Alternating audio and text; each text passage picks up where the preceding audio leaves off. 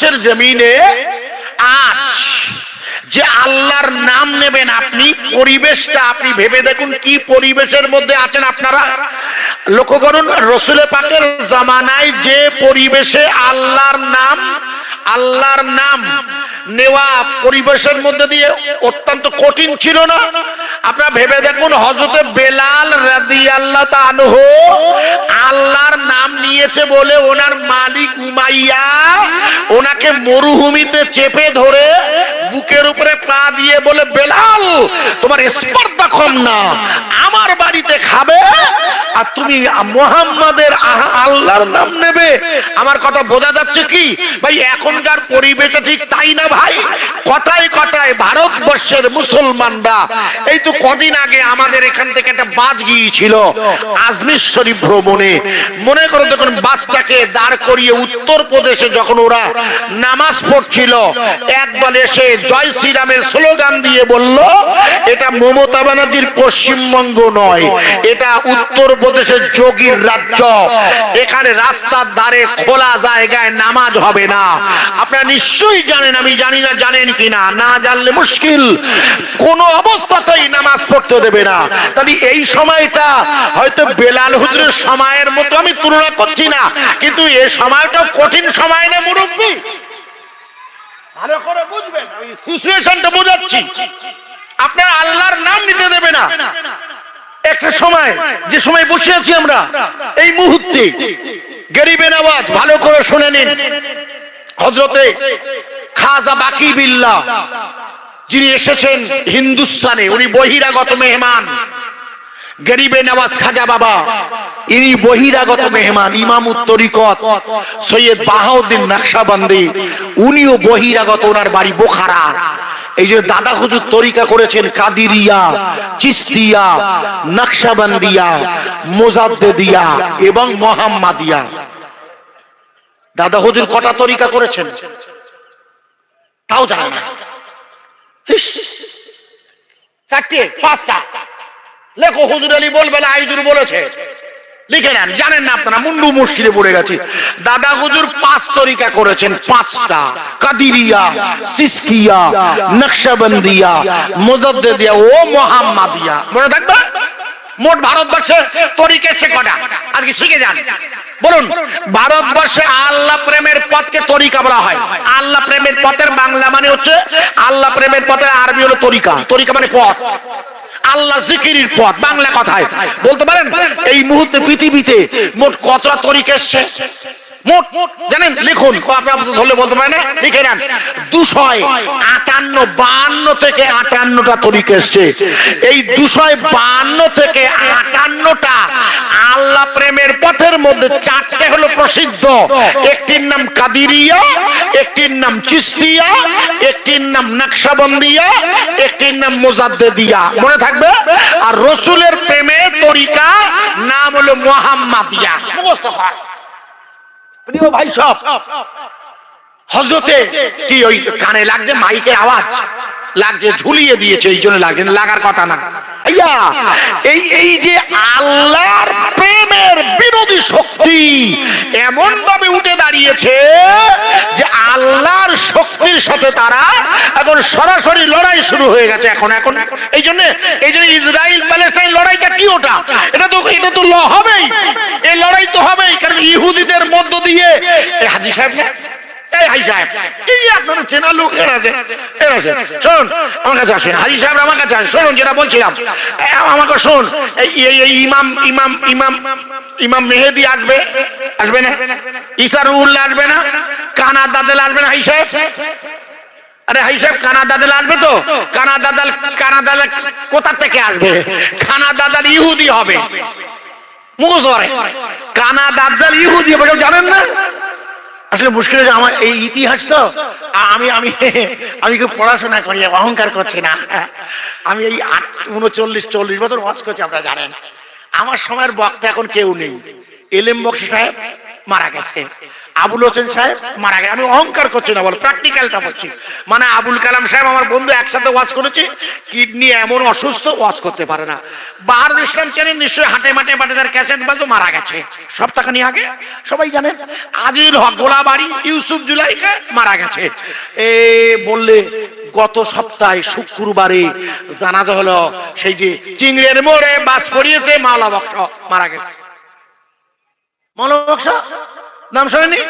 প্রাণের বাবা মার গিয়েছিল বাবা, সব মারা গেছে। তাই বলছি কিছু মনে করবেন না, আমিও যাব নিঃসন্দেহে, কিন্তু সময় হলে। তার আগে একটু ন্যূনতম আপনাদের কাছে দুটো তাকরির করছিলাম, আল্লাহর প্রেমটা বোঝাচ্ছিলাম। প্রিয় ভাই, আপনারা যারা রাস্তা দাঁড়িয়ে আছেন, প্লিজ ভিজিটেড কাম, একটু এসে বসি না ভাইয়া। বাড়িতে যখন নিয়ত করে এসছেন, মা যাচ্ছি জলসা শুনতে, জুনায়েদ সিদ্দিকী সাহেব আসবে, পাগলটা আসবে আইজুর রহমান, এসেছেন যখন প্লিজ কাম। এসছেন যখন একটু বসি না ভাইয়া। যারা দাঁড়িয়ে আছে প্লিজ, আপনারা যারা প্যান্ট পরে আছেন তাতে পেশাব লেগে থাক। এখন মশলা জায়েজ আছে কি হাজি সাহেব, এখন তোরা নামাজ পড়ছে না, সেই জন্য প্যান্টে পেশাব লাগলে জলসায় বসা যাবে, খোকা দুরূদ শরীফ পড়া যাবে, কোনো সমস্যা নেই। একটু বুঝে যাই ভাইয়া, আমরা আমাদের প্রিয় দিনী মাজমায় বসে, হাজি সাহেব আমার কাছে আসেন, একটু জোরে একবার তাকবীর দিয়ে দিই, নারায়ে তাকবীর। আরে আমাদের হাজি সাহেব যারা আছে মঞ্চে আসুন না, আসতে হয়। ওটা আপনার নাতি? দেন দেন, বুঝতে পেরেছি। ও মালয়েশিয়া কি বলছে, কি কিনবে? ঘুগনি। একশো দেবে কেন? একশো দেবে কেন? টাকা আমার আয় করতে কষ্ট হয় না ওটা? নাতি তো, আর এখন তো সিজারে, এখন তো সিজারে একটা করি বাচ্চা তো, একটা করি বাচ্চা তো, এই দেখেন যা সাবে দিতে হবে। এখন তো সবাই তুই যা, এই যা, সবাই একটা করি বাচ্চা না, একটা দুটোর বেশি তো হবে না, স্বীকার করা। এমন যুগ হয়েছে, সেই দিনে শালা মোবাইল না দিলে ভাত খায় না, 6 মাস বয়সে মোবাইল দিতে হচ্ছে, কি ফেরা। কাললি মা বলবে তুই বকো না, আমার একটা ছেলে আর হবে না, কারণ কাটাকাটি তো। সেজন্য আমার বাপজির উপায় নেই, টাকা দিতেই হবে। ও বলছে 100 টাকা দিতে হবে। ঠিক বলেছে, ঠিক বলেছে। প্রিয় ভাই, আমি একবার জোরে একবার নারা দেব, কেউ প্লিজ কাম, দাঁড়িয়ে থাকবেন না, সবাই বসে যাই প্লিজ। আল্লাহ জান্নাতি বাগান, সবাই বসে যাব, একটু আওয়াজ দিয়ে বলবেন। আমি একবার বলে দিই, নারায়ে তাকবীর। একটু জোরে বলবেন, এটা অনেক দিনের জালসা, এর আগেও আমি এসেছি। খাসাদ্দা বাগান পাড়ার যুবক বৃন্দের পরিচালিত মহান ইসলে সওয়াব জিন্দাবাদ। আরো জোরে, আল কুরআনের আলো, আরো আলো, নারায়ে তাকবীর। মনে করে দেখুন, আপনার তো মনে নেই, ফুরফুরা শরীফের জনৈক পীরজাদা জানেন, ওমর সিদ্দিকী সাহেবের সাহেবজাদা হযরতে আলহাজ পীরজাদা মাওলানা সানাউল্লাহ সিদ্দিকী সাহেবজির একটা ক্যাসেট এই ছেলেদের কাছে আছে ইউটিউবে। উনি একটি বয়ান রেখেছিলেন, মনে করে দেখুন। বয়ানটা হচ্ছে আল্লাহর নবী সাল্লাল্লাহু আলাইহি ওয়াসাল্লাম 4 জন সাহাবা নিয়ে ফুরফুরা শরীফের জমিনে এসেছেন দাদা হুজুর কেবলার দরবারে। আমার কথা বোঝা যাচ্ছে কি? একটা ওয়াজ বাজারে এই ইউটিউব ভাইদের কাছে দেখবেন, এবং ওই ভদ্রলোক অর্থাৎ পীরজাদা হযরতের বয়ানটার বিরুদ্ধে জনৈক ভদ্রলোক বিগত অনেক দিন ধরে লাগাতার ফুরফুরা শরীফ, তার পীরজাদা এবং পীরের উপরে অর্থাৎ পীরজাদাদের উপরে নানানকর কুরুচিকর মন্তব্য করছে, তাই না ভাই? আপনাদের কাছে আছে না ভাই? আপনারা যেহেতু আমার চেয়ে বেশি খোঁজ রাখেন ইউটিউবের ভাইয়েরা, তো ভাইয়া লক্ষ্য করুন ওদের বক্তব্য কি? বিরোধী পক্ষের বক্তব্য আল্লাহর নবী সাল্লাল্লাহু আলাইহি সাল্লাম আসতে পারেন না, অর্থাৎ আল্লাহর নবী সাল্লাল্লাহু আলাইহি সাল্লাম তার রওজা মুবারকের ভিতরেই, অর্থাৎ উনি যেহেতু পর্দা নিয়েছে, ওনারা ক্ষমতা নেই বাইরে আসার। বাংলা বোঝা যাচ্ছে কি? হ্যাঁ না বলেন, বোঝা যাচ্ছে কি? এই এলাকার যদি কোনো তাবলীগ জামাতের আলেম বর্তমান যারা দেওবন্দের আকাবেরিন আছেন, এনাদের ছেলে হলো মাহমুদ মাদানী সিদ্দিকুল্লাহ চৌধুরী সাহেব, যার সাথে ঘোরেন। আর একজন আছেন আরশাদ মাদানী, আপনারা নিশ্চয়ই মিডিয়াতে দেখেছেন, ওনাদের দুবেলা পেপারে দেন ওনাদের নাম ছবি। এনারা হচ্ছেন তথা তাবলীগ জামাতের দেওবন্দি আকাবের হেড, বোঝার চেষ্টা করবেন। এই হোসাইন আহমদ মাদানী রাহমাতুল্লাহ আলাইহি, ইনি বড় আল্লাহর ওলি ও বুজুর্গ, খবরদার এনার সম্পর্কে আপনাদের জানা নাই। ইনি খুব আল্লাহওয়ালা বুজুর্গ এবং ইনি ফুরফুরা শরীফে দাদা হুজুরের দরবারে এসেছেন। অবাক হয়ে যাবেন, ইনি যখন দরবারে এসেছেন জুতোটা হাতে নিয়ে। ইতিহাস জানেন না, ইনি দরবারে আসেন জুতো হাতে নিয়ে। হ্যাঁ, হুজুর গিয়ে বলছেন আরে আপ চপ্পল হাত মে, বলে আরে ইস জমিন মে, মানে এই মাটির ধুলোয় ধুলোয় রসুলের কদম মুবারকের স্পর্শ, একটু জোরে বলুন। আরে আমার বসিরহাটের আল্লামা হুজুর, নাম শুনছেন তো? হুজুরের জীবনী আমরা লিখেছি, আমার বন্ধু আমরা, আল্লামা রুহুল আমিন শাহ হুজুরের জীবনী। আমার বাড়িটা তো বসিরহাটে, আর ইটিন্ডা আমার গ্রামের নাম। বসিরহাটের হুজুর যখন ফুরফুরায় যেতেন, উনি ওই শিয়াখালা থেকে জুতো খুলে হাতে চপ্পল নিয়ে উনি ফুরফুরায় যেতেন। এতটা পথ উনি জুতো পায়ে দিয়ে হাঁটতেন না। ভাবতে পারেন ভারতবর্ষের বিখ্যাত আল্লাহর মাহবুব মুজাদ্দেদে জামান দাদা হুজুরের 1 নম্বর খলিফা বসিরহাটের শায়েন শাহ আল্লামা রুহুল আমিন শাহ দাদা হুজুর, যাকে বড় আলেম বলে খ্যাতি দিয়েছে, শামসুল উলামা দাদা হুজুর, যার শানে বলেছেন আমার বংশে যত এলমে লাদুনির এলেম আছে আমি আল্লামা রুহুল আমিনকে তা দান করেছি। সেই আল্লাহর বুজুর্গ বসিরহাটের হুজুর, উনি জুতো খুলে ফুরফুরায় যেতেন নবী পাক এবং দাদা হুজুরের রওজায় ওই এলাকায় যেতেন। এখন দাদা ওই রওজা এলাকা, জুতো পায়ে দিতেন না যেখানে নবীর আনাগোনা একবার জোরে বলা যাবে না। ভালো করে শুনে নিন, হোসাইন আহমদ মাদানী হুজুর উনি পড়াচ্ছেন কোথায়? রসুলের রওজা মুবারকে। আপনারা হজ করেছেন, আপনার পাশে দুজন হাজি আমার চেনা, এনাদের কাছে জিজ্ঞেস করে হাইতো এখানটা আসেন। রসুলের রওজা মুবারকে বিকেল বেলা দেখবেন প্রতিদিন বিভিন্ন বড় বড় বুজুর্গরা এসে ওয়াজ করেন, মক্কা শরীফও করেন, যারা হজে গেছেন সাক্ষী দেবে। হোসাইন আহমদ মাদানী হুজুর উনি বায়ান দিচ্ছেন, কেতাব পড়াচ্ছেন বুখারী। বোঝা যাচ্ছে কি? আমি যেমন বায়ান দিচ্ছি না, তখন দিনের বায়ান দিতে দিতে উনি বায়ানটা দিচ্ছে যে আল্লাহর রসুল হায়াতুন নবী। বোঝা গেল কি? আল্লাহর রসুল কি নবী? হায়াতুন মানে হচ্ছে জীবন্ত। জীবন্ত মানে হলো, জীবন্ত মানে হচ্ছে আমার মতো, এইটা ভাববেন না আবার আমার মতো নয়। জীবন্ত মানে হচ্ছে রুহানি জগতে উনি ওনার রওজা মুবারকে যে আছেন জীবন্ত অবস্থায় আছেন, অর্থাৎ শুধু জায়গাটা পরিবর্তন করেছেন। হুজুর ওখানে আছেন, সব ব্যাপারটাই শুধু নয়। আমি আপনাকে দেখাচ্ছি, একটুখানি লক্ষ্য করুন কি বলছি, বোঝা যাবে। আল্লাহর ওলি হযরত হোসাইন আহমদ মাদানী রাহমাতুল্লাহ আলাইহি হুজুর যখন বারবার বলছেন আল্লাহ রসুল জীবন্ত, হুজুর হায়াতুন নবী, ওনার একজন ছাত্র বারবার তর্ক করছে কোরআন হাদিসের যুক্তি দিয়ে। গতকাল রাত্রে এক ভদ্রলোক আমার সাথে ওই রকম আমার তর্ক করছে এই ব্যাপারটা। আজকেও দুপুরবেলা আমি একটু ঘুমাবো, এই ঠিক এই সেম প্রশ্ন মোবাইলে, বলে হুজুর কি করে হয়? আজকে বিশ্বাস করবেন দুপুর, তাই বোঝালাম আমার যুক্তি খাতির দিয়ে। হ্যাঁ, চুপ করিয়ে দিল। আপনাদের দোয়ায় কম বেশি বলা ঠিক না, অহংকার হয়ে যাবে। তা উনি বলছেন, হোসাইন মাদানী হুজুর বলছে ওই ছেলেটা বারবার বলছে, বারবার আল্লাহ রসুল জীবন্ত নবী হয় কি করে, হায়াতুন নবী হয় কি করে, রসুল তো কবরে গিয়েছে। অথচ ছেলেটা জানেন, আমি আজকেও হাদিসটা বলছিলাম মোবাইলে ভদ্রলোককে, আমার ভাইকে বলছিলাম, শোনো আল্লাহ রসুল বলেছেন আমার নামে যখন কেউ দরুদ শরীফ পড়ে, আমার নামে যখন কেউ সালাম দেয়, আমি নিজের কানে সালাম শুনি আর উত্তর দেই। ভদ্রলোক বলছে তাহলে আল্লাহর হাবিব নিজ নিজের কানে শোনে। রাসূলের সাহাবা জিজ্ঞাসা করছে, ইয়া রাসূলুল্লাহ, আপনি মরণের পরও শুনবেন বলছেন? বলে হ্যাঁ, আমি মুহাম্মদ নবী শুনবে এই জন্যে, নবীদের নবীদের শরীর মাটির জন্য খাওয়া হারাম। জোরে বলে বুখারী হাদিস। বলে হ্যাঁ হাদিস ঠিক বলেছে আপনি।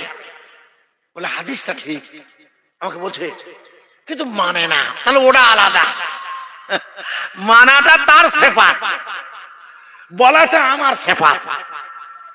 ভাইয়ের আমার, জনৈক ছাত্র যখন বারবার বলছে আল্লাহর নবী হায়াতুন নবী নন, হায়াতুন নবী নন, ওই হযরতে হোসাইন আহমদ মাদানী রাহমাতুল্লাহ আলাইহি প্রচন্ড রেগে গিয়ে ওই ছেলেটাকে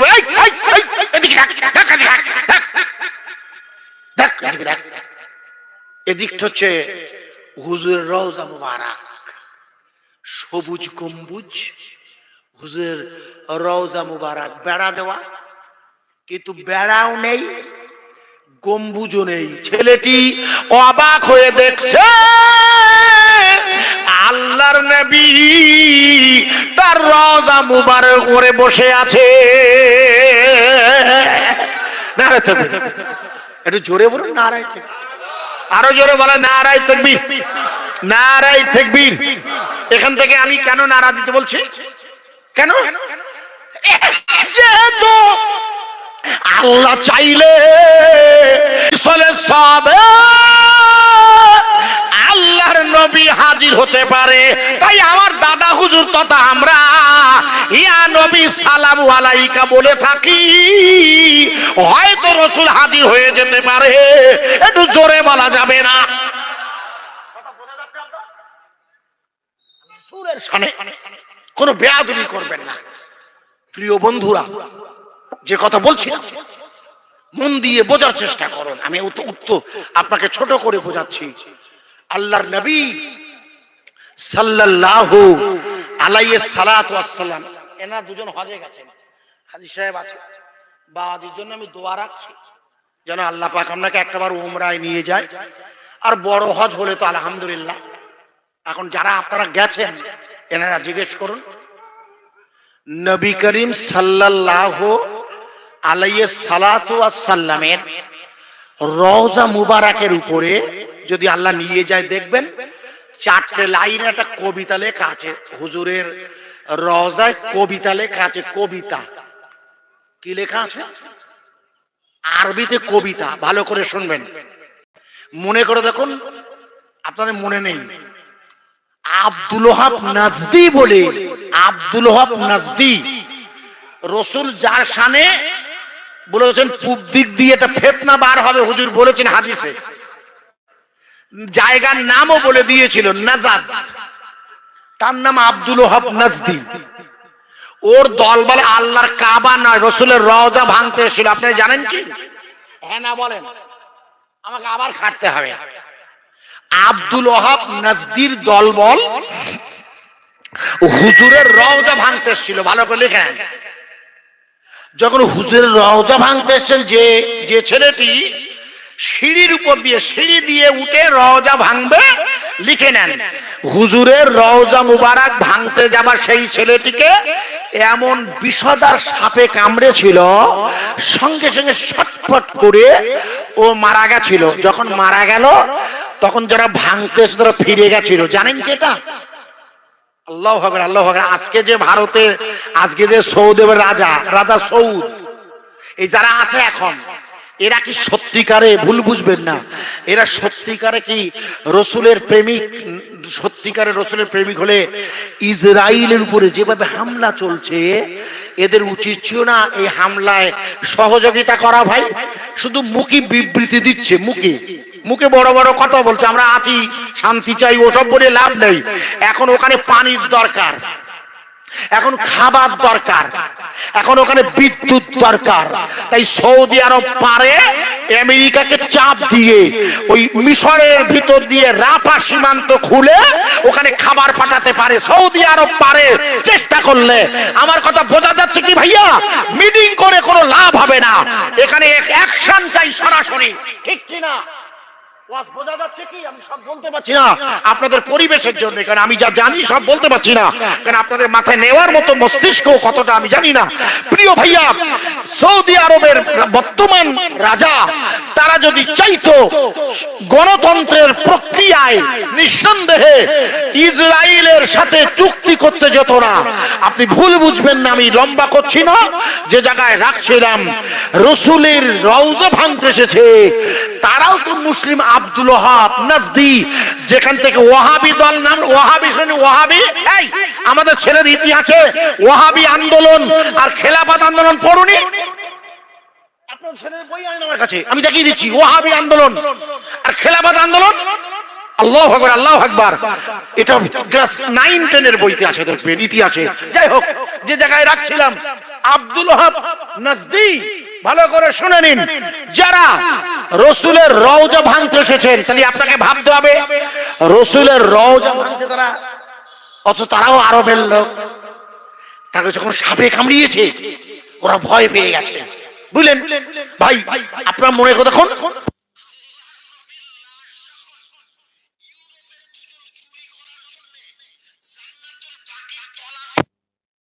রসুলের লাশের কাছে পৌঁছে দিয়েছিল 3 দিন। আল্লাহ রসুল স্বপ্নে দেখাচ্ছেন, মনে আছে? মদিনার তৎকালীন বাদশা নুরুদ্দিনকে, ও নুরুদ্দিন, আমার লাশের বেইজ্জতি হচ্ছে, কিন্তু বাদশা নুরুদ্দিন কিছুতেই তদন্ত করে খুঁজে পাচ্ছে না।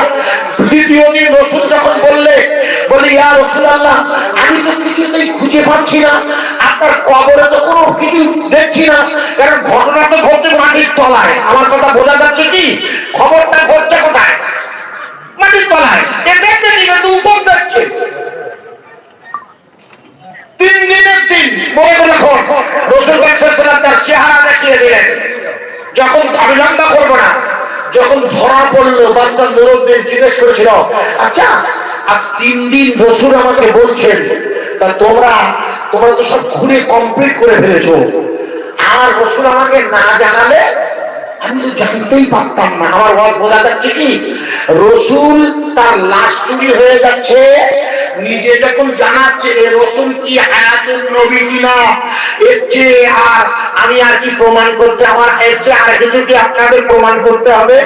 আমার প্রিয় ভাইয়েরা, আমার রসুল নিজের লাশ চুরির ঘটনাটা তৎকালীন বাদশাকে শোনাচ্ছে, তাহলে রসুল কেমন একটু ভেবে দেখবেন আপনারা, একটু ভাবতে হয় যুবক বন্ধুরা, কোন নবীর সামনে জলসা দিয়েছেন একবার ভাববেন না? আল্লাহ রসুলের শান্তি। আমার প্রিয় বন্ধুরা, ওই জিজ্ঞেস করা হয়েছে, বাদশা নুরুদ্দিন জিজ্ঞেস করছে, আপনারা আজ 3 দিন এই কবর খোঁড়া শেষ করেছেন কত? 3 দিন না, বিগত কয়েকদিন হয়ে গেছে। আমাকে আমেরিকা থেকে বারবার তারা লাগাচ্ছে, লাশ পার করে আনো, কিন্তু না, যতবার লাশের কাছে গিয়েছি হাত দিয়ে আনতে গেলে ততবার বিষদার সাপ ওই খদ্দের মুখে ফানা ধরে রয়েছে, জোরে বলা যাবে না। একটু জোরে বলুন। হুজুরের লাশ মোবারক ইবাদতের দায়িত্ব আল্লাহ, কিন্তু হুজুর নিজেই জানাচ্ছে যে দেখো আমারটা ওরা নিতে আসছে, আর যারা নিতে আসে তারা পারেনি কেন? একটু বলুন। সাপের জন্য। ওরা কবর ভাঙতে পারেনি কেন? সাপের জন্য। নজর বাদশা ফিরে গেল, ভাঙা যাবে না। সেই রওজায় যেতে বলছি না, গেছেন বলে বলছি, কখনো গিয়ে দেখবে ওখানে কবিতা লেখা আছে আরবিতে, ওরা ভাঙতে গিয়ে পারেনি। শুনে নেন, এবার শুনুন, এই কবিতা হযরতে আল্লামা ইবনে কাসির তার তাফসীরের মধ্যে লিখে দিয়েছে, আপনারা আলেম মানুষরা পড়ে নেবেন, লিখে দিন। কি সেটা? একজন গ্রাম্য মানুষ, যেমন আমি বাবার হাজি সাহেব, অত গ্রামের লোক, এটা গ্রাম না শহর, এইরকম একটা গ্রামের লোক এই হাজি সাহেব, কিংবা এই হাজি সাহেব আমার বাপজান হজে গেছে, সাধারণ লোক রসুলের রওজায় গিয়ে কি বলতে হয় তার জ্ঞান নেই, সাধারণ লোকে দেখা আছে। এই লোকটা আল্লাহর নবীর রওজায় গিয়ে বলছে, ইয়া রাসূলুল্লাহ, ইয়া হাবিবাল্লাহ, আপনাকে আমার তওবাটা ক্ষমা করার জন্য আল্লাহকে বলতে হবে, মানে অর্থাৎ আমি আপনাকে ধরছি, আমার তওবাটা যেন আল্লাহ কবুল করে, আমি আপনার কাছে তওবা পড়ছি। আমরা তওবা পড়ি কার কাছে?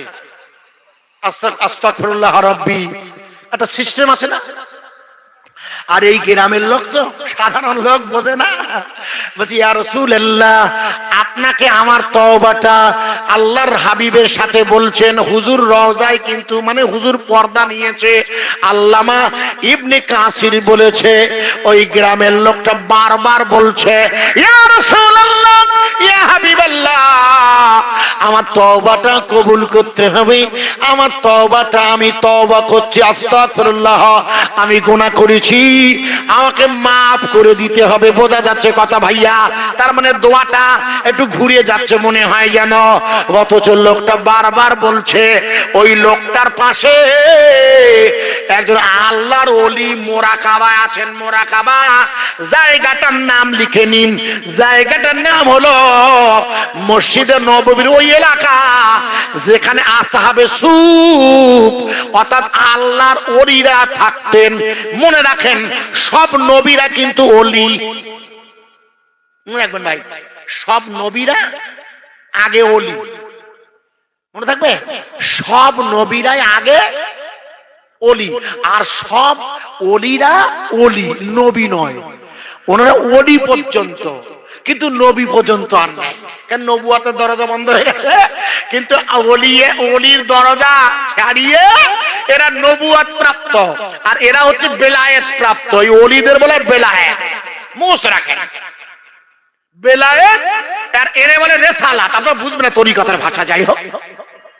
তো হযরতে রাসূল পাক সাল্লাল্লাহু আলাইহি ওয়াসাল্লামের রওজায় ওই সাধারণ লোকটা যখন বলছে, এ কিন্তু ভুল বলছে না, শুনতে আকায়েদে খারাপ, শুনতে কিন্তু ঠিকই বলছে।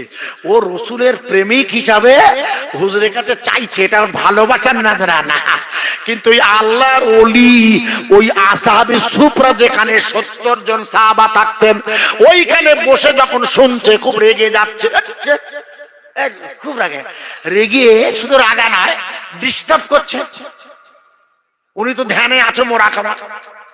লোকটা গ্রামের লোক, আমার হাজী সাহেবের মতো আল্লাহ রসুলের কবরের কাছে দাঁড়িয়ে 3 বার বাড়ি দিয়ে, হুজুর রওজার কাছে বেড়া আছে জানেন আপনারা, ওইখানে বাড়ি দিয়ে আর আসবো না, আর আসবো না কখনো।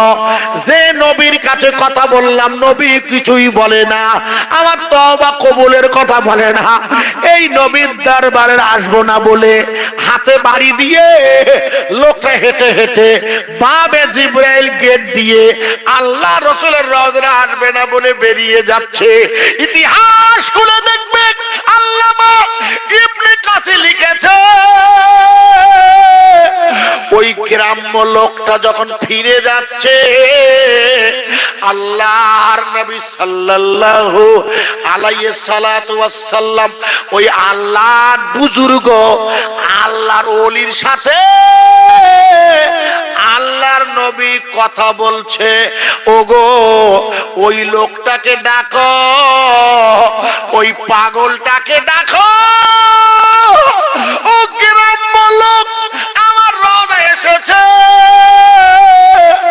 ও কিছু বুঝে না, ওকে ডাকো আর ওকে গিয়ে বলো আল্লাহর নবী তোমায় ডাকছে, আর রাসূল খবর দিয়েছে আল্লাহ তোমার সমস্ত গুনাহ মাফ করে দিয়েছে।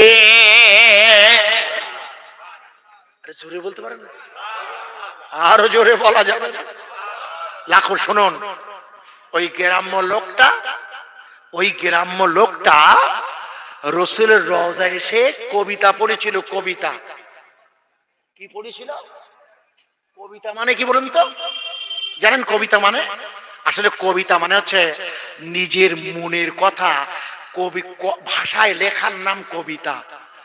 আপনার মনের অনুভূতি প্রকাশ করার নাম হলো কবিতা। বোঝা যাচ্ছে কি? ওই ভদ্রলোক রসুলের রওজায় দাঁড়িয়ে যে কবিতা লিখেছিল, সৌদি গভর্নমেন্টের কবিতাটা বড্ড পছন্দ হয়েছিল। এর আগে যে রাজা ছিল নুরউদ্দিন, ওই কবিতাটা বড্ড পছন্দ করে হাজী সাহেব এবার যদি যান আবার কখনো দেখবেন ওই কবিতাটা রসুলের রওজায় লেখা আছে। আমি কবিতাটা পড়বো না, আরবিতে লেখা কবিতাটা আমি আপনাদের কাছে না রেখে বাংলায় আমার মতো করে মনের ভাষাটা বলছি।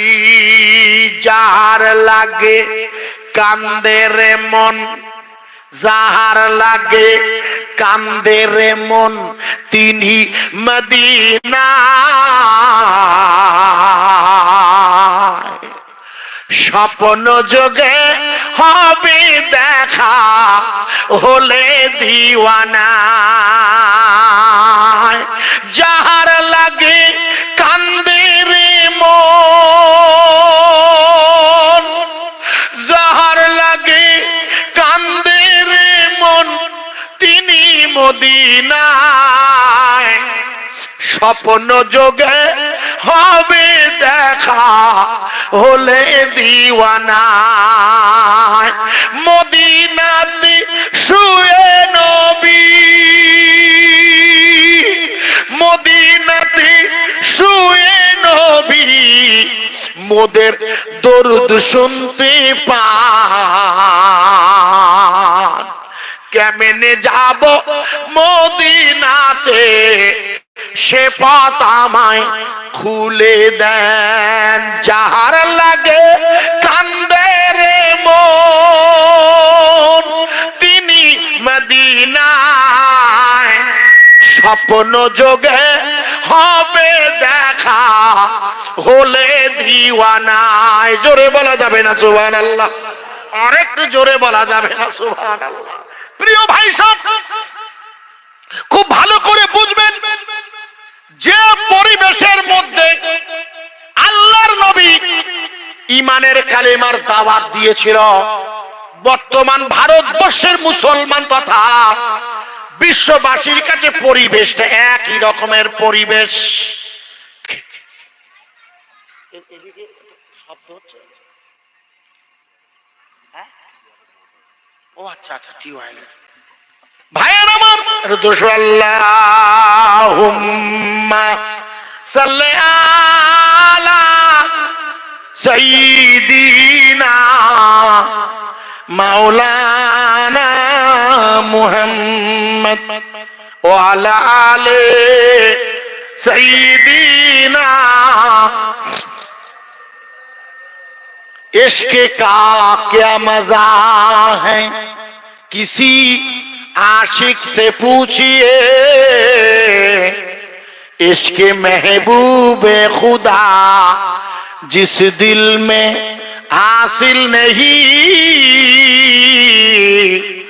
लाखों मोमिन हो मगर ईमान में कामिल नहीं। बलगल उलाबे कमालिही, कशफत दुजाबे जमालिही, हसनत जमीओ फिसालिही। सल्लल्लाहु अलैहि वालिही मोहम्मद सल्लल्लाहु अलैहि वसल्लम। मोहम्मद खुदा नहीं है, मोहम्मद खुदा नहीं है, खुदा से भी जुदा नहीं ये करिश्मा। मोहम्मद खुदा नहीं है, खुदा से भी जुदा नहीं, ये करिश्मा देख रहा है जिब्रील आमीन अर्श पार बलागल उलाब कमाली कशाफत दुज़ाबे जमालिही हसनत जमीओ खिसालिही सल्लल्लाहु अलैहि ওয়ালিহি।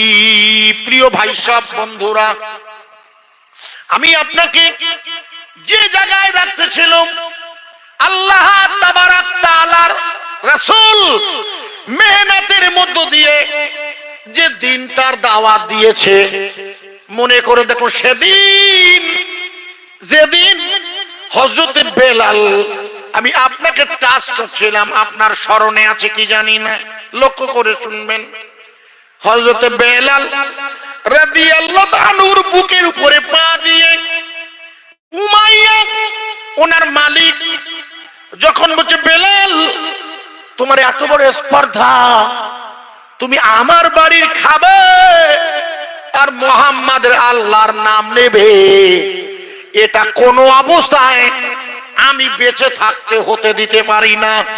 সুতরাং তুমি তোমার জবান দিয়ে যে আল্লাহর নাম নেবে, আমি ওই জবানটা গুল্ম, হাদিসের ভাষা বায়ান এসেছে গুল্ম মানে এক রকমের কাঁটা, যেটা আরবে পাওয়া যায়, আমাদের দিকে ফেনাসেজির কাঁটা বলে, ওই রকম বড় কাঁটা, সরু নয় মোটা কাঁটা দিয়ে হয়তো বেলাল হুজুরের জিভটা, খুব শুনবেন ভালো করে, ওনার জিভটা অর্থাৎ জিভের সাথে গোশ বাঁধিয়ে দুই গাঁট দিয়ে ফেড়ে দিয়ে বলছে, তোমার জবানটা আমি বন্ধ করে দিলাম, দেখি তুমি তোমার আল্লাহর নাম নাও কি করে।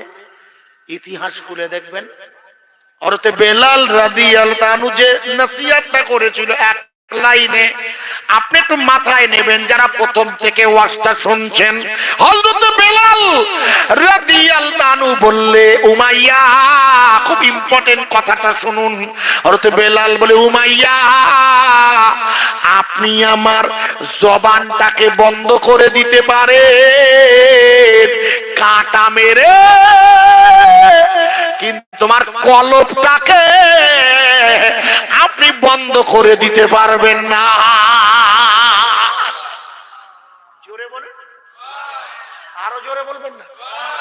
বলে আপনি আমার জবানটা জিহবা টাং টাং, দিস ইজ, এটা আপনি বন্ধ করতে পারেন, দোষ নেই, কাটতে পারেন, কেটে দিতে পারেন, কিন্তু বাম স্তনের দুধের নিচে যেখানে ঈমান রাখতে হয়, ঈমান রাখার জায়গা তো আপনার ওই পকেটের নিচে যে দুধ আছে না আব্বা, দিস ইজ, এই যে হুজুর আল্লাহ মালিকে দিয়েছেন, আসুন আমি দেখিয়ে দেবো, সব হুজুররা দেবেন, দাদা হুজুর দিয়েছে, দেখিয়ে দিয়েছে ওই জায়গাটাকে লতিফায়ে কলব বলে। হযরত বেলাল বললেন, এইখানে তো আমার আছে, আপনি এখানটা বন্ধ করে কি করবেন? আমার কথা বোঝা যাচ্ছে কি? এই এখানে আছে, এইখানে আপনি বন্ধ করলেও যা আসে না, এটা কিন্তু কম বিষয় নয় বোঝাটা। এইখানে আছে, এটা তো জীব, এটা তো কথা বলে, আর এইখানে তো সেই জীবটা যে জিনিস আছে সেটা গোশের দোলা। ইজা মুদগাতান জাসাদান, প্রত্যেকের শরীরে একটা করে গোশের টুকরা আছে খোকা, আপনার আমার। ইজা মুদগাতান জাসাদান, নারী আর পুরুষের। আল্লাহ রাসূল বললে ওটা যদি সালো এজা সালুহাত, যদি ওটা পাক হয় তাহলে তুমি পাক, যদি ওটা নাপাক হয় তাহলে তুমি নাপাক। সাবধান, আলা ইন্না ওয়াহিয়াল কালব, ওটা হলো তোমার অন্তর তথা কলব। ভালো করে বুঝবেন, জবান বন্ধ হয়ে যাবে কিন্তু দুধের নিচের লতিফায়ে কলব ও আল্লাহ আল্লাহ বলবে, আপনি ঠেকাবেন কি করে? এটা আমার নসিহত নয়, এটা হলো হযরতে বেলাল রাদিয়াল্লাহু তাআলা আনহুর নসিহত। এই জন্য লিখুন হযরতে মুজাদ্দিদ আল ফিসানি আহমদ ফারুকি সিরহিন্দি, যার নাম বলেছিলাম মনে আছে, কাদিরিয়া, চিশতিয়া, নকশবন্দিয়া, মুজাদ্দিদিয়া মনে আছে, আপনাদের মনে নেই। এই বাহাউদ্দিন নকশবন্দির আল্লাহ আল্লাহর জিকির নিয়ে ভারতবর্ষের জমিনে এসেছিল যিনি, আমি তার নাম লিখে দিয়েছি আপনাদের কাছে, হযরতে খাজা বাকি বিল্লাহ। মনে আছে নাম? যারা প্রথম থেকে শুনছেন, প্রশ্ন করছে আপনাদের, আপনারা কেউ কি হযরতে খাজা বাকি বিল্লাহর রওজা দেখেছেন? দেখেছেন আপনি? ঠিক, গুড। আচ্ছা, যারা দেখেছেন যখন, তখন আরো ভালো হলো। আমি জানি দেখেছেন, আপনারা যান বাসে করে অথবা ট্রেনে সফর করেন, জায়েজ আছে। শুনুন, এই যখন হুজুরের রওজা দেখেছেন, ওইখানে হুজুরের রওজার ওইখান থেকে 3-4টে কবর পর, ঠিক এই কোনাকুনি, ঠিক আমার দিকে দেখুন, এই হুজুরের রওজা তো, কারণ আমি গেছি বলে বলছি। আর ওই জায়গায় একটা কবর আছে, বলতে পারেন ওই কবরটার, ওই কবর ওপরে লেখা আছে, ওই কবর ওয়ালাটার পরিচয় একটু বলতে পারেন আপনারা যারা গেছেন? কেন আমি আপনাদের বলিয়ে দিচ্ছি, ওই কবরওয়ালা যিনি ওখানে আছে আর একজন, ওর নাম হলো, লিখে নেন, এর নাম হচ্ছে হযরতে খাজা বাকি বিল্লাহ। এনার নাম হচ্ছে, আপনারা নিশ্চয়ই এনার নাম শুনেছেন, আমি মনে করিয়ে দিলে মনে পড়বে, আমি মনে করিয়ে দিচ্ছি ভাই। মনে করতে খাজা বাকি বিল্লাহ হুজুরের দরবারে একদল মেহমান এসেছেন। মেহমান বুঝলেন কি এসছে? মেহমান রাতের বেলা হুজুরের রওজার বাইরে, এই যে ভদ্রলোকের কবর, ওনার রুটির দোকান ছিল। রুটি নাদ রুটি, নাদ রুটি বোঝেন? নাদ রুটি, তন্দুরি রুটি, নাদ রুটি। ও ভাই, ওই যে মেটের মধ্য দিয়ে ঢুকিয়ে দিয়ে যে রুটি বার হয়, তন্দুরি বা নাদ রুটি বলে না? মনে করেন ইসব সবে খেতেন আগে, এখন আর নেই। ওই বসে রুটি বিক্রি হতো, আলুর দম আর ওই রুটি। মনে করে দেখুন, এই নাদ রুটি বানাতেন উনি। ওনার কাছে গিয়ে বলছে, হুজুর বলছেন, এই নাদ ভাই, ওনার নাম হচ্ছে নাদ ভাই বলে সবাই ডাকতো, নাদ রুটি তাই নাদ ভাই। গিয়ে বলছে, নাদ ভাই, হুজুর গিয়ে বলছেন, বাকি বিল্লাহ হুজুর, উনি কোথা থেকে এসছেন আগে বলে দিয়েছি, কি জন্য এসছেন শুনুন। এবার বলছে, আমার কাছে কিছু মেহমান এসছে, তা আপনি আমাকে কিছু রুটি দেবেন, এই রুটির বিনিময়ে আপনি আমার কাছে যা চাইবেন তাই দেব। হুজুর বললেন, আপনি আমাকে যদি কিছু রুটি দিয়ে এখন বিপদ থেকে মুক্ত করেন, তাহলে আপনার যা দাবি আমি পূরণ করব ইনশাআল্লাহ। বলে, হুজুর কতটা রুটি লাগবে?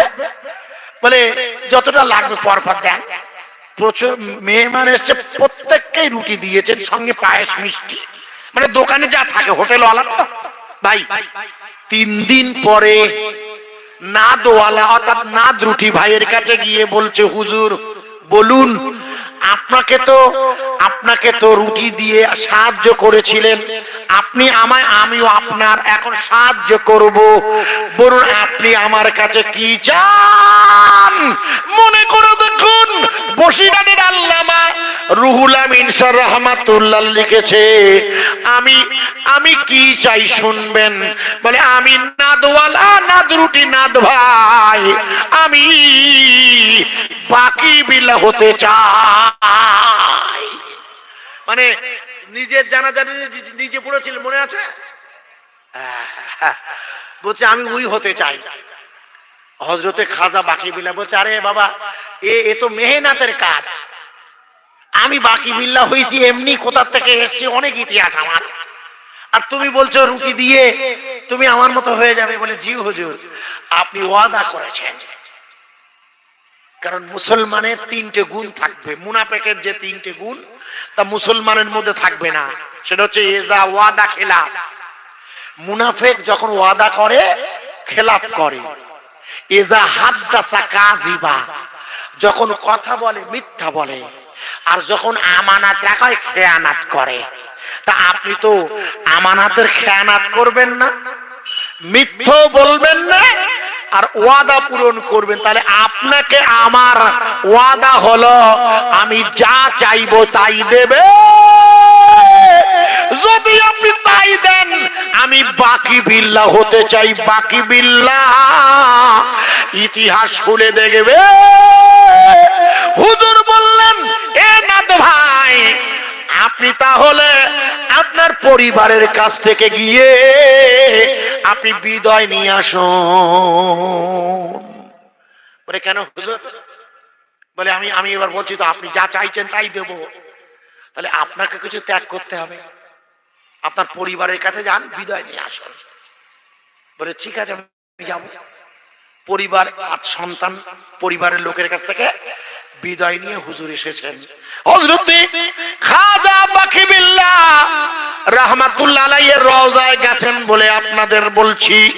ওই রওজা মুবারকের হুজুরের রওজার পাশে মসজিদ আছে, দেখবেন ওখানে হুজুরের খানকা ছিল, খেয়াল করে দেখবেন। ওই খানকার মধ্যে ঢুকিয়ে দরজা দিয়ে 3 দিন ধরে এত পরিমাণ ফয়েজ দিয়েছিল। ফয়েজ মানে হচ্ছে আধ্যাত্মিক নূর, যেটা পীর সাহেব তার মুরিদের কলবে দিলে মুরিদের কলব আল্লাহ আল্লাহ বলে। বোঝা যাচ্ছে কি? পীর সাহেবের কাজ হচ্ছে তার মুরিদের কলবে কি দেবা? আধ্যাত্মিক ফয়েজ দেবা। জানেন তো, যে পীরের ফয়েজ নেই বসে নাম লিখেছেন, পীরের কাজ হচ্ছে ফয়েজ দেবা। হুজুর লিখেছে, কিতাবে আছে, পড়ে দেখবেন। পীর সাহেব কি দেবে? ফয়েজ দেবে। ফয়েজটা কি? ফয়েজ হচ্ছে আধ্যাত্মিক নূর, যে নূরের দ্বারা আপনার কলব ইসলাহ হবে। কিতাবে লেখা আছে, আপনারা পড়ে নেবেন। আধ্যাত্মিক ফয়েজ নূর। হযরত খাজা বাকি বিল্লাহ হুজুরকে, হযরত খাজা বাকি বিল্লাহ উনি ফয়েজ দিচ্ছেন কাকে? হযরত নান ভাইকে। নান ভাই তো আপনার মতো আমার সাধারণ লোক, আমরা তো সব সাধারণ লোক। আমরা তো পীরের হাতে বায়াত হই কেন? দুটো কারণে। পীরের হাতে বায়াত হতে হবে, বায়াত হওয়া ফরজ। বায়াত হওয়া কি? ফরজ। কিন্তু একদল বলছে সুন্নাত। ইদানিং নেট খুলে দেখবেন, তাবলীগের একদল বায়াত অস্বীকার করছে না, কিন্তু তারা বায়াতটাকে সুন্নাত বলছে। বলছে না সুন্নাতে মুআক্কাদা। আপনার আলেম মানুষ আমাদের লোক, এটা বায়াত সুন্নাত নয়, এটা ফরজ। আমি প্রমাণ করতে পারি, চ্যালেঞ্জ আমার। আমি খোলা মাইকে বলছি, আমি বায়াত হওয়াটাকে ফরজে আইন বলছি। ফরজে আইন লিখুন, যদি কারোর প্রশ্ন থাকে লিখে দেবেন, আর যদি না থাকে মোবাইলে বলবেন, আমি বলিয়ে দেবো। আর যদি এখন উঠে বলতে চান তাহলে আমাকে আবার খাটতে হবে, ফরজে আইনটা বোঝানোর জন্য খাটতে হবে আমায়। পীরের হাতে হাত দিয়ে বায়াত হওয়াটা ফরজে আইন। লিখেছেন কে? লিখুন, এই উপমহাদেশের বিখ্যাত আল্লাহর ওলি আমার মেজলা হুজুর কিবলা, ওনার কিতাব নিয়ে আসেন। উনি বায়াত হওয়াটাকে ফরজে আইন বলেছেন। ফরজে আইন কি? ফরজ ক রকম? এই আপনারা সব ইউটিউবার নাকি? সব শুনে শুনে এই ফরজ ক প্রকার তাও জানে না। আল্লাহ, ফরজ 2 প্রকার, ফরজে আইন আর ফরজে কিফায়া। ফরজে আইন কাকে বলে? যে ফরজ নিজে আদায় করতে হবে, অন্যের দ্বারা হবে না। যেমন নামাজ আর রোজা, এটা নিজেই করতে হবে, স্ত্রী করে দিলে হবে না। আপনার পেট পাটার খুব মহব্বত করেন, আপনার অসুস্থতা, আপনার নামাজ আপনার বউ পড়লে হবে না, আপনার রোজা আপনার বউ করলে হবে না, আপনার নিজের করতে হবে। ভালো করে বুঝবেন, একে বলে ফরজে আইন, মনে থাকবে। আর যে আমল নিজে না করে অন্যের দ্বারা করা যায় তাকে বলে ফরজে কিফায়া। যেমন জানাজা, গোটা গ্রামের থেকে মুসলিমীয় কয়েকজন মিলে জানাজা পড়লে আদায় হয়। যেমন ইতিকাফ রমজানুল মুবারকের মাসে গোটা খাসাদ্দা তালতলা এই এলাকার মসজিদের একজন মুসল্লি গ্রামবাসীর তরফ থেকে ইতিকাফ আদায় করলে গ্রামবাসীর ফরজে কিফায়া আদায় হয়ে গেল। তার মানে যে ফরজ নিজে আদায় না করলে অন্যের দ্বারা করা যায় এরে বলে ফরজে কিফায়া। আর যে ফরজ নিজে করতে হয় ওকে বলে ফরজ আইন। তাই বায়াত হওয়া, ওলির হাতে হাত দিয়ে ফরজ আইন। কারণ কলবে ঈমান আনাটা ফরজ, যেহেতু কলবে ঈমান না আনলে মুমিন হচ্ছেন না। মুমিনের প্রথম ভাগ হলো লা ইলাহা ইল্লাল্লাহ, মুখে বলা। মুমিনের দ্বিতীয়, একে বলে ইকরার বিল লিসান। মুমিনের দ্বিতীয় পাঠ হচ্ছে লা ইলাহা ইল্লাল্লাহ, কলব দিয়ে বলা। একে হাদিসের ভাষায় বলে তাসদিক বিল কলব। আপনার কলব বলবে লা ইলাহা ইল্লাল্লাহ, আল্লাহ আল্লাহ। আমাদের নিয়ত তো তাই। আপনার নিয়ত নেই, আমি আমার হুজুরের নিয়ত নেই, আমি আমার কলবের দিকে মুতাওয়াজ্জা, আমার কলব জনাব পীর সাহেবের কলবের ওসিলায় আছে না নেই? এটা হচ্ছে আল্লাহ জিকিরের নিয়ত। তারপরে নফিয়াস বাত লা ইলাহা ইল্লাল্লাহ আছে, আপনারা জানেন সব। এই লা ইলাহা ইল্লাল্লাহ, এখানে আল্লাহ এটা পড়বে। কে পড়বে? কলব পড়বে। কে পড়বে? নফস পড়বে, শরীর বলবে। একে বলে সুলতানুল আসকার। গোটা বডি বলবে লা ইলাহা ইল্লাল্লাহ। রক্ত বলবে, হাড় বলবে, মজ্জা বলবে। ইতিহাস বলছে, দাদা হুজুরের বলেছে, বড় হুজুরের বলেছে, মেজে হুজুরের বলেছে। না বললে আল্লাহর ওলি হতে পারে না। আল্লাহর ওলি হওয়া নির্ভর করে তার কলব ইসলাহ হওয়ার উপরে। কলব ঈমান এনেছে, আল্লাহ জিকির করেছে, আল্লাহ আল্লাহ আল্লাহ একবার জোরে বলা যাবে না? আমার কথা কি বোঝা যাচ্ছে ভাই? এটাকে ফয়েজ দেবে কে দেবে? হযরতে খাজা বাকি বিল্লাহ রাহমাতুল্লাহ আলাইহি। মনে নেই আপনাদের? মনে নেই হুজুরের? আপনারা মনে করে দেখুন, সুফি ফাতে আলী ওয়াইসির দরবারে, সুফি ফাতে আলী ওয়াইস কলকাতা মানিকতলা, দাদা হুজুর জানার মুরিদ ছিলেন। মনে করে দেখুন ওনার দরবারে, আপনার মনে নেই কেন, একজন লোক এসে বলছে, হুজুর আমার কলব না মোটে আল্লাহ আল্লাহ বলে না। হুজুর বলেন তাই? মনে করে দেখুন হুজুর ফয়েজ দিয়েছে, বিছানা আল্লাহ আল্লাহ বলছে, লেখা আছে, পড়ে দেখবেন বিছানা আল্লাহ আল্লাহ। আমার কাছে আছে সব, বিছানা আল্লাহ আল্লাহ বলছে। ও বলছে হুজুর বিছানা বলতেছে শুনতে পাচ্ছি, তা আমার তো বলে না। হুজুর তখন জিজ্ঞেস, তুমি খাও কোথায়? বলে আমি এদিক ওদিক তো খুব একটা খাই না, তা আমার জামার বাড়ি একটু খাই। তোমার জামাই কি করে? বলে আমার জামাই ব্যাংকের কাজ করে। বলে ও আর দেখতে হবে না, তুমি বাড়ি যাও, তুমি সুদ করে ওজিফা খাও, জিয়াফা খাও, ও তোমার কলব জীবনে খুলবে না। আমার কথা বোঝা যাচ্ছে? কেতাবে লেখা আছে, কেতাবের নাম শুনবেন। কেতাবের নাম হচ্ছে বসিরহাটের আল্লামার লেখা দাদা হুজুরের বিস্তারিত জীবনী। বাড়ি থাকলে খুলে দেবেন না? আমার কাছে আছে, আপনার কাছে আছে, থাকা উচিত। ভালো করে শোনেন। তাহলে আমি যে জায়গায় আপনাকে রাখছিলাম, খাজা বাকি বিল্লাহ হুজুরকে হযরতে বাকি বিল্লাহ বললেন, আপনাকে আমি বাকি বিল্লাহ বানাবো, তা আপনাকে তো ফয়েজ দিতে হবে, তা আপনাকে তো সহ্য করতে হবে। চলেন ঘরের মধ্যে ঢুকি। উনি ঘরের মধ্যে ঢুকে ইতিহাস খুলে দেখবেন, একটানা 3 দিন ওনাকে এত পরিমাণ ফয়েজ দিলে, 3 দিন পরে যখন দুজন বাইরে বেরোচ্ছে, দিল্লির লোকেরা দেখছে দুজন বাকি বিল্লাহ। একবার জোরে বলা যাবে না সুবহানাল্লাহ? কজন বাকি? দুজন। কিন্তু মুশকিল হচ্ছে একজনের পা টলছে আর একজন স্টিল নাও প্রেজেন্ট দাঁড়িয়ে আছে একজন, আর একজনের শরীর টলছে। এই যে লোকটির শরীর টলছে এ হচ্ছে খাজা বাকি বিল্লাহ নকল, অর্থাৎ এ হলো নান ভাই। নান ভাই টলছে আর মুজাদ্দিদ আলপেসানি এখানে আসবে। এই আব্বা, ওইখানে ওই চাটে লেখা আছে না, হযরতে মুজাদ্দিদ আলপেসানি ওনাতে বাত লেখা আছে না, হুজুরের রওজায় যে চাট আছে সেই চাটে লেখা আছে না যে খাজা বাকি বিল্লাহর খলিফা হচ্ছে মুজাদ্দিদ আলপেসানি? আছে না নেই? আছে তো? কে পড়ে দেখবে না, আমাদের ধরবেন না, আছে সব, দেখেন না আপনি, লেখা আছে, শুনে নেন। এইবার হযরত খাজা বাকি বিল্লাহ, গ্রামের লোকজন বললো, শহরের লোকজন সব বলছে, হ্যাঁ বলছে এই কোনটা আসল? ভাই যেটা আসল সেটা ঠিকই আছে, আর ইদানিং দেখবেন বাজারে দেখবেন বক্তাদের বহু নকল বেরিয়েছে।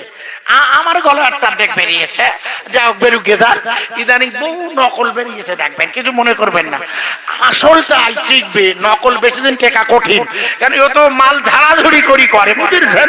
এই জন্য নকলটা টলছে। নকলটা টললো নয় শুধু, ওখানেই পড়ে মারা গেল।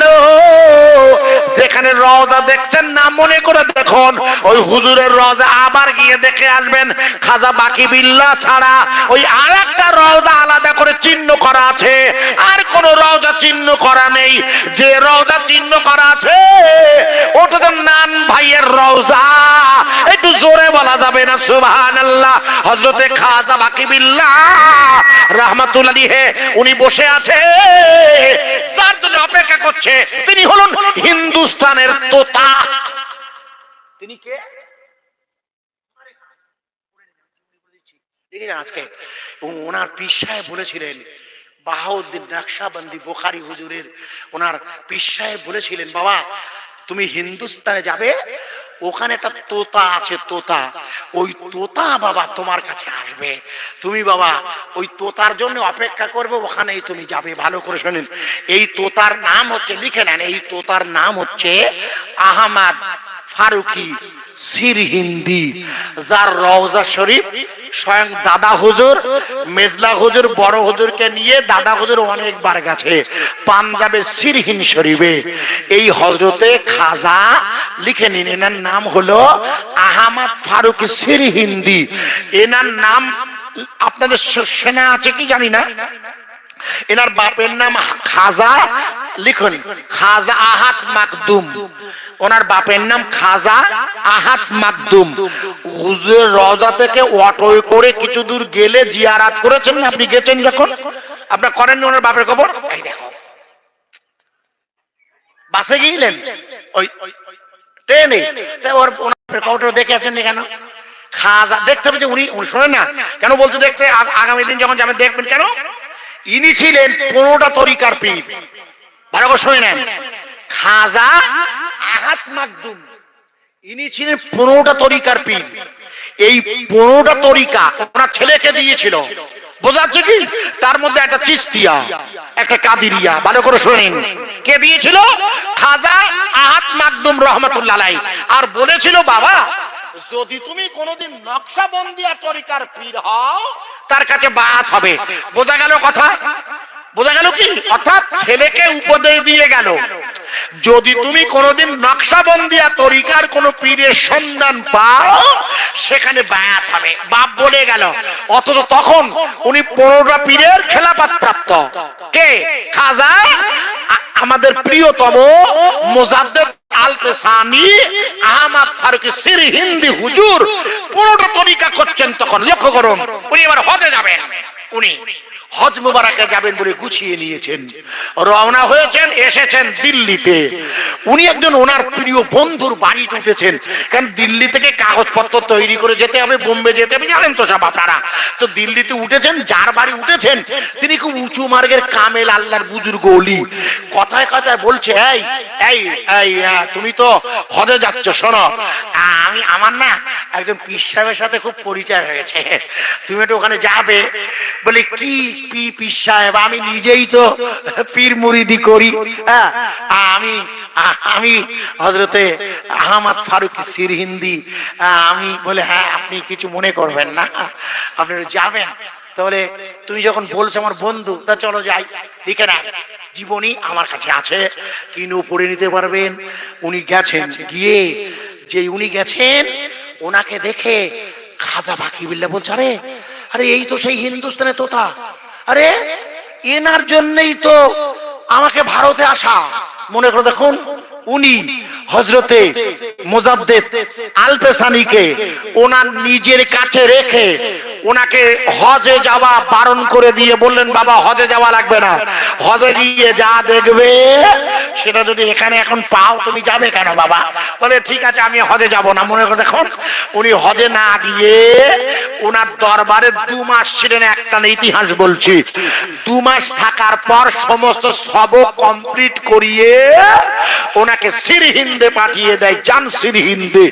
যখন সিরহিন্দে পৌঁছে গেছে, ওই সময় আকবর বাদশা নতুন কলেমা লিখেছে, লা ইলাহা ইল্লাল্লাহ আকবর খলিফাতুল্লাহ। এই নতুন কলেমা আর আজান আর ওমর খৈয়াম মনে করে দেখুন এদের দ্বারা নতুন কিতাব লিখেছে। কিতাবটার নাম হলো দ্বীন ইলাহি। সমস্ত ধর্মগুলোর জগা খিচুড়ির দিন এইটাকে বাজারে প্রচার করবে বলে উনি নিজের নামের সাথে নাম জুড়ে দিলেন লা ইলাহা ইল্লাল্লাহ আকবর খলিফাতুল্লাহ। আজানে ওনার নাম, নামাজে ওনার নাম। আবুল ফাজাল ওমর খৈয়ামের মতো বড় বড় আলেমেরা শুধু সম্মানের লোভে, অর্থের লোভে আকবর বাদশাকে সেজদা দিত। মনে করে দেখুন কাইমে জামান ইমামে রব্বানি মুজাদ্দিদ আল পেছানি কেবলমাত্র আল্লাহর নাম প্রচারের জন্য। আমার ওয়াজ কি বোঝা যাচ্ছে? যারা প্রথম থেকে শুনছেন আপনাদের মনে আছে আমি একটা আয়াত তুলে বিদায় নেব, হুজুর আসবে। আমি একটা আয়াত তুলেছি ইয়্যাকা না'বুদু, মনে আছে আপনাদের যারা প্রথম ছিলেন? আমার ইবাদত হবে আমার আল্লাহর, মনে আছে ভাইয়া? একটা আয়াত রেখেছেন আপনারা তখন আসেননি। ইয়্যাকা না'বুদু, আমার ইবাদত হবে আমার আল্লাহর। আল্লাহ আল্লাহ আল্লাহ। হযরতে মুজাদ্দিদ আল পেছানিকে যে তরিকা দেয়া হয়েছে এর নাম নকশবন্দিয়া তরিকা, লিখে নেন। ইমাম বাহাউদ্দিন নকশবন্দি একটানা 15 দিন মাটিতে সেজদায় থেকে আল্লাহর কাছে বলেছিল, আল্লাহ আপনার বাহাউদ্দিন যেমন চায় আপনি তেমন একটা তরিকা দেন। আল্লাহ বলেন না, আমি যেটা চাই সেটাই দেব। বাহাউদ্দিন বলেন আমি তাহলে মাথা তুলবো না। একটানা 15 দিন সৈয়দ বাহাউদ্দিন ইমামুত তরিকত যিনি যে ছবি আঁকতেন সেটাই আল্লাহর নামের নকশা হতো, তাই ওনার তরিকার নাম নকশবন্দিয়া। কথা বোঝা যাচ্ছে কি? নকশবন্দিয়া। উনি যা আঁকতেন তাই হতো আল্লাহ নকশা, যেটাই আঁকবে আল্লাহ। গোলাপ ফুল আঁকবে, যাই আঁকবে আল্লাহ আল্লাহ। এই বাহাউদ্দিন নকশবন্দি 15 দিন শুধু নামাজ আর খাবার টাইমটা বাদ দিয়ে সেজদায় পড়ে থেকে আল্লাহ আল্লাহ আল্লাহর কাছে দাবি করেছিলেন, আপনি আমাকে একটা এমন তরিকা দেন যাতে প্রথমে আল্লাহ আল্লাহর জিকির আসে। তাই কাদিরিয়া আর চিশতিয়ার জিকির শুরু হয় দরুদ শরীফের মধ্য দিয়ে। মনে করে দেখুন আপনাকে হুজুর যখন জিকির দেবে, কিতাব দেবে, এশার নামাজের দরুদ শরীফ দেয়, মনে করে দেখুন। তারপরে আপনাকে আস্তে আস্তে নফসে নিয়ে যাবে, ওখান থেকে শেষে কলবে নিয়ে আসে। এটা হচ্ছে কাদিরিয়া চিশতিয়া তরিকার নিয়ম।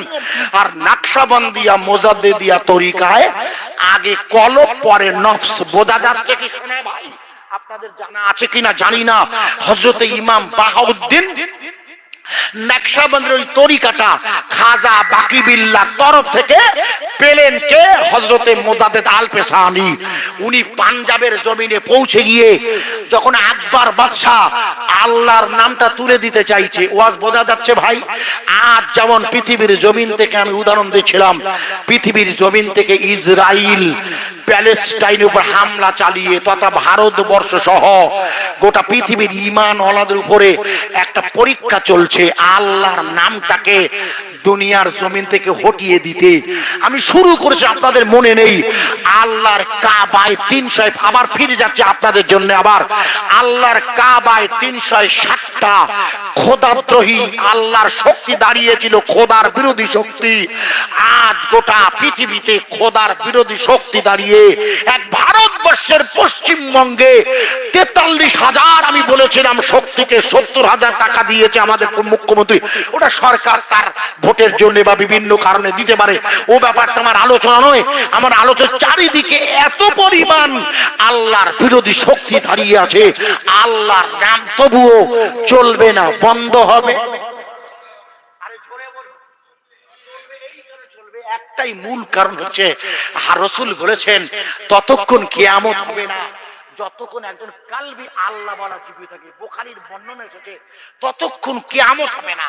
অর্থাৎ কিয়ামত হবে যখন, তখন মুসলমান থাকবে কিন্তু ঈমানওয়ালা থাকবে না। ওই ঈমানওয়ালাটা কলবি ঈমান, মৌখিক পাবে, লা ইলাহা ইল্লাল্লাহ মুখে বলছে অসংখ্য, কিন্তু কলবি পাবে না। হুজুর বললে একজন কলবি ঈমানওয়ালা বেঁচে থাকতে কিয়ামত হবে না। তাই কিয়ামতের নমুনা হলো যখন লা ইলাহা ইল্লাল্লাহ মুখে বলবে। এই জন্য কলব দিয়ে বলার জন্য নবী করিম সাল্লাল্লাহু আলাইহি ওয়াসাল্লামের রিওয়ায়াত হচ্ছে, ভালো করে শুনে নিন। মুজাদ্দিদ আল পেশানি আহমদ ফারুকি সির হিন্দি, উনি ওখানে যখন বাড়িতে পৌঁছে গেলেন, হজ করলেন না, হজে যাওয়া হলো না। আকবর বাদশাহ নতুন দিনের দাওয়াত দিয়েছে, নতুন দিন নতুন ধর্ম। ভাই আকবর বাদশাহ শুনতে মুসলিম, কিন্তু বাস্তবিক কি ঈমান আছে? ছিল ওনার ঈমান থাকতে পারে কি? কারণ যিনি নিজেকে নবীর পর্যায়ে নিয়ে গিয়ে নতুন দিন এনেছে, নিঃসন্দেহে উনি ঈমানদার হতে পারে না। আপনারা নিশ্চয়ই বিচার করবেন। অথচ নামটা আকবর, আল্লাহর নামের সাথে সম্পৃক্ত। তা আল্লাহর নামের সাথে সম্পৃক্ত হলে তো হবে না, ঈমানের বিষয়টা আলাদা। তাই মুজাদ্দিদ আল পেশানি আকবর বাদশার বিরুদ্ধে যখন লড়াইতে যাবে, তখন উনি আল্লাহর কাছে দরখাস্ত করেছে, আল্লাহ আপনার কাছে আমার একটা দাবি আছে। কি দাবি? সে দাবিটা হচ্ছে, আল্লাহ আমি আকবর বাদশার বিরুদ্ধে লড়াইতে যাব, কিন্তু মুশকিল হলো আমি তো একা, আমার লোকজন তো নেই, আমার সংখ্যায় লঘু, আমি সামান্য কিছু লোক আমার সাথে হয়তো হতে পারে।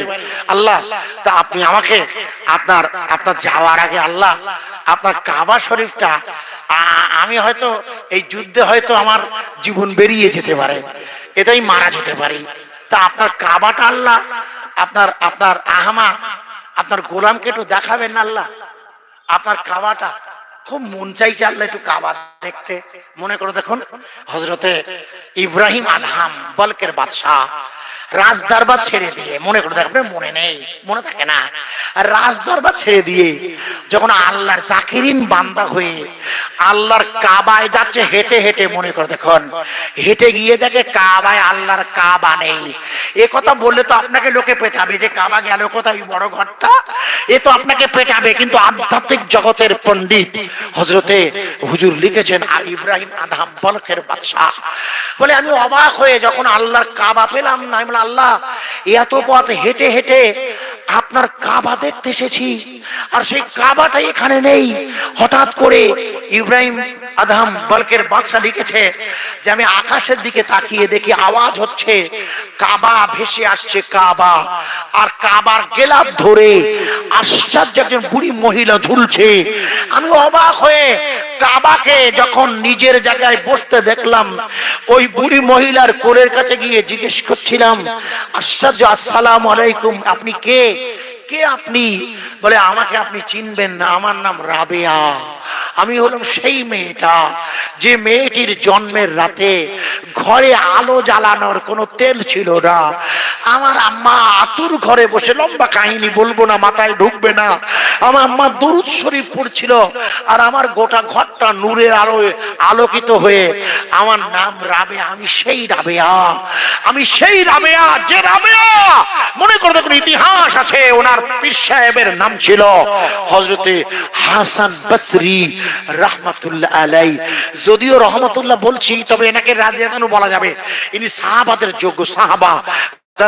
আমার মায়েদের দুধ খেয়েছেন ইনি, আমার আম্মার দুধ খেয়েছেন হযরতে হাসান বসরি, রাসূলের কোলে উঠেছেন, লম্বা কাহিনী।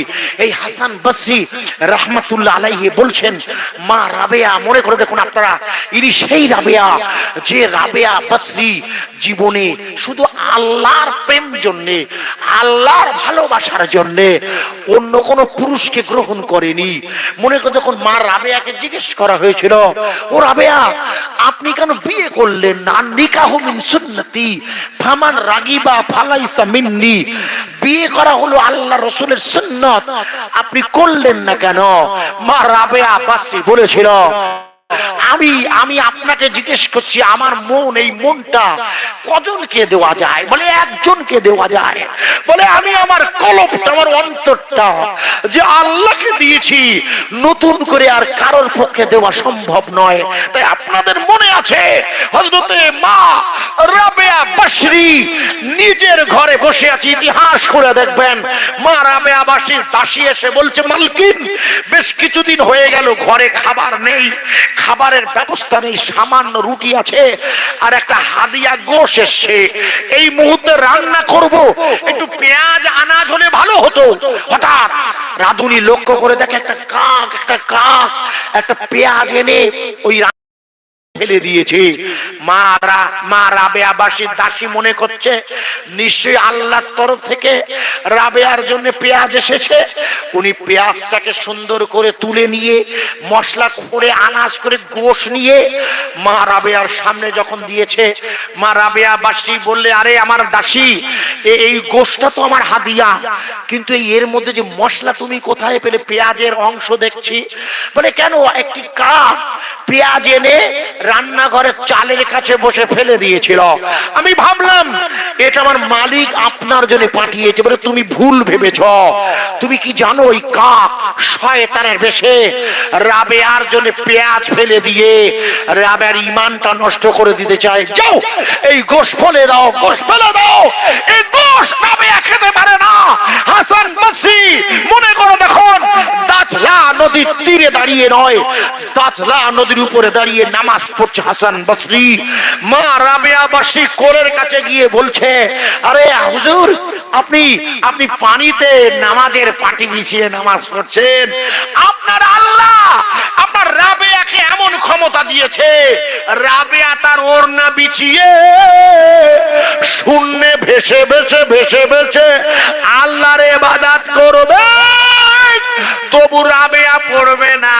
কিন্তু মনে রাখুন হুজুর, ওই পানিতে ভেসে থাকাটা ওটা মাছের কাজ, আর শূন্যে ভেসে বেড়ানো ওটা পাখির কাজ। এখনো আল্লাহর প্রেমের পূর্ণ হয়নি। হযরতে রাবেয়া বসরিকে ইব্রাহিম বিন আদম বলকের বাদশা জিজ্ঞেস করছেন, আপনি এই কাবার গেলাপ ধরে ঝুলে ঝুলে, বলে আমি রাবেয়া, আমি বৃদ্ধা হয়ে গেছি, এখনো কাবা দেখা হয়নি, তাই আল্লাহর কাছে দাবি করেছি আল্লাহর কাবা রাবেয়াকে আনার জন্য রাবেয়ার কাছে পৌঁছে গিয়েছিল। একবার জোরে বলা যাবে না? জোরে বলুন নারায়ে তাকবীর। আরো জোরে বলা যাবে না? নারায়ে তাকবীর।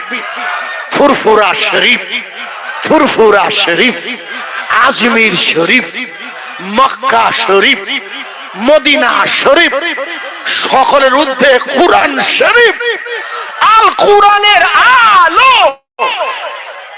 আমার ভাই হযরতে মুজাদ্দিদ আল পেসানি আল্লাহর কাছে দরখাস্ত করছে, আল্লাহ, আমি কি আপনার কাবাটা একটু দেখতে পাই না? আপনার কাবাটাকে একটাবার আমাকে দেখতে দেবেন, আমি হজে যাইনি, সুযোগ হয়নি এখনো। আল্লাহ মনে করে দেবে, ইতিহাস খুলে দেখবে, ওনারা যারা গেছে পাঞ্জাবে, মুজাদ্দিদ আল পেসানির মসজিদের পাশে উজুখানায় যাবার পথে গলির মুখে একটা ঘর আছে, যেখানে নফল নামাজ পড়ার নির্দেশ দেওয়া আছে। ঐতিহাসিকরা লিখে দিয়েছে, ওই জায়গায় দাঁড়িয়ে মুজাদ্দিদ আল পেসানি 1 না 7 মিনিট আল্লাহর কাবা দেখেছিল। কাবা কাবা কাবা কাবা কাবা কাবা কাবা কাবা কাবা আছে মক্কায়, আর কাবা খানি কাবা হলো দয়ার নবীর ওসিলায়। বক্ষে আমার কাবা শরীফ, চোখে মদিনা, নবীর দেশে যাব আমি, নবীর দিওয়ানা। আরাফাতে যাব আমি, মিনার তাবু হতে মুজদালিফায় রাত কাটাব, ফিরিবার ওই পথে। কাবা কাবা কাবা কাবা কাবা আছে মক্কায়, আর কাবা খানি কাবা হলো দয়ার নবীর ওসিলায়। আমি যদি কাবা হতাম, আমি যদি কাবা হতাম, মক্কারি পথ, ওই পথিতে চলতো আমার নূর নবী হযরত আল্লাহুম্মা সাল্লি আলা সাইয়্যিদিনা ওয়া আলা আলি সাইয়্যিদিনা।